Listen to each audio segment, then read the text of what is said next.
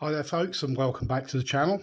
Today we are doing the full review of the Seiko SRP481-K1, otherwise known as the Seiko Baby Ice Monster. Just move that out of the way and get it off the cushion, and we'll have a proper look at this. Now, I've been using this for about a month now, and I have to say I really like it. It's certainly become one of my favourite watches. We'll rattle through some of the dimensions for you. I know I've already done them in the unboxing. Yeah, we have a case width of 42.5, including the crown. We are at 47.5. We have a lug-to-lug of 50mm. And with the female end links, or the way the links work, it is actually 50mm. There's no extra overhang. We have a thickness of 12.5mm. We have a lug width of 22mm. Now the bracelet, it obviously starts at 22, tapers down to 20 at the clasp, and then at the clasp itself is back up to 22, which is double deployment pusher with its lock. It's a typical Seiko bracelet. This one is not one of those pretend folded ones. It is actually solid links, I think, which is pretty good. So yeah, onto the dial. If we get in on that, there we go. Look at that. I mean, that is one of the things that really drew me to this, was that kind of silver dial. I don't know if it's silver or white. I think it's actually silver, hence its nickname as the Ice Monster. And with that that blue chapter ring around the outside, and all the hour markers, the baton markers, all outlined in blue and loom filled. And believe me, they are indeed loom filled, and we'll come to that in a minute or two. The Seiko logo is applied.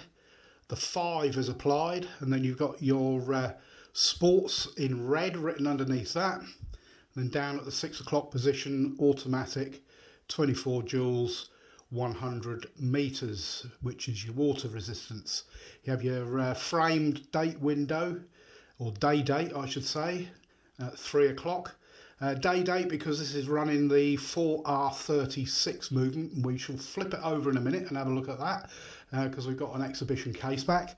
Now, as you can see, the chapter ring is slightly out of alignment. When I first saw that, I thought, oh no. But to be honest with you, you don't really notice it once you're wearing it. It's yeah, that's how you know it's a Seiko, I suppose. The bezel itself, there is no loom pip at the 12. You've got your 5, 10, 15, 20, 25, etc., which are engraved into the actual bezel itself, and then some kind of paint applied on the inside. The action is quite nice. It's nice and smooth, 120 click. It has got that kind of typical Seiko sponginess to it, but it does actually line up with something reasonably well. I've gone past it by 1 click or half a second, which will drive everybody insane, and I've done it again. So what I'm going to do is I'm going to leave it over there. This, if we flip it over, we'll have a look at that movement. Like I said, it's the 4R36, has a power reserve of around about 41 hours. This one, timing wise, I mean, they do say that I think it's about plus 20 to minus 30 is what they allow.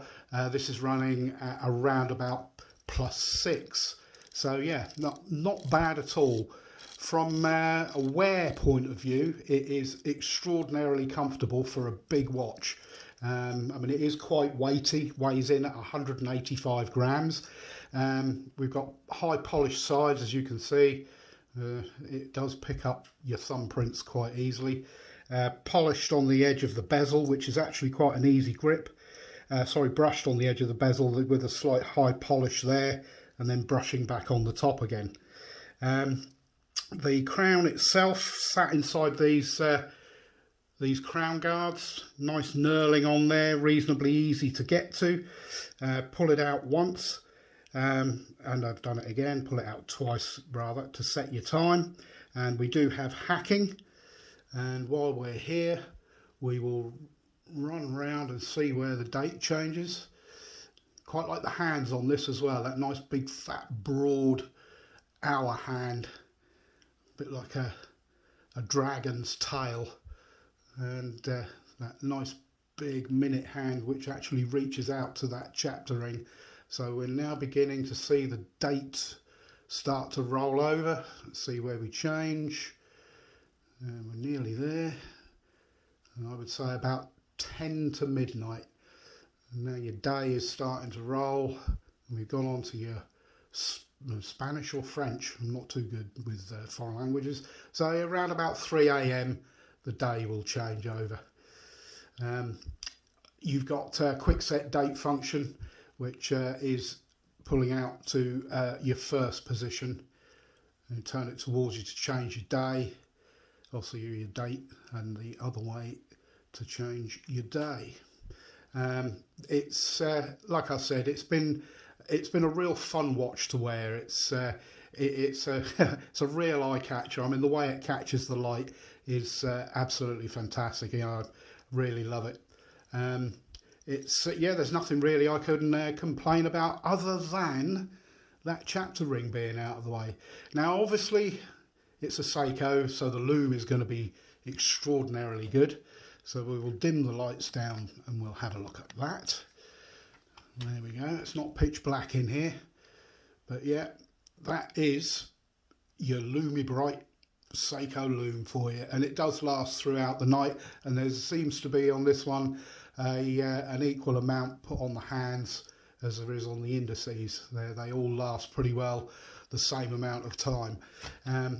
So yeah, I mean, would I recommend this? Absolutely, absolutely. If you like your monsters, definitely add these to your collection. There's an orange dial one as well, and a black one.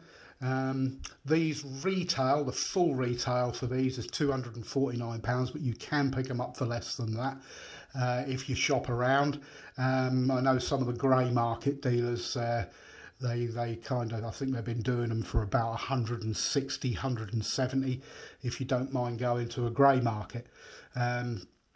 Personally, I prefer with a new watch to go through an AD if possible, you know, and pay the extra. But that's just me.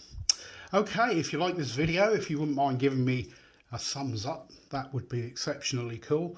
And don't forget to subscribe to the channel and hit the notification bell as well, so you get notified when I upload anything else, any new content. But that's it for now. Thanks for watching, and I'll see you in the next one. Cheers for now.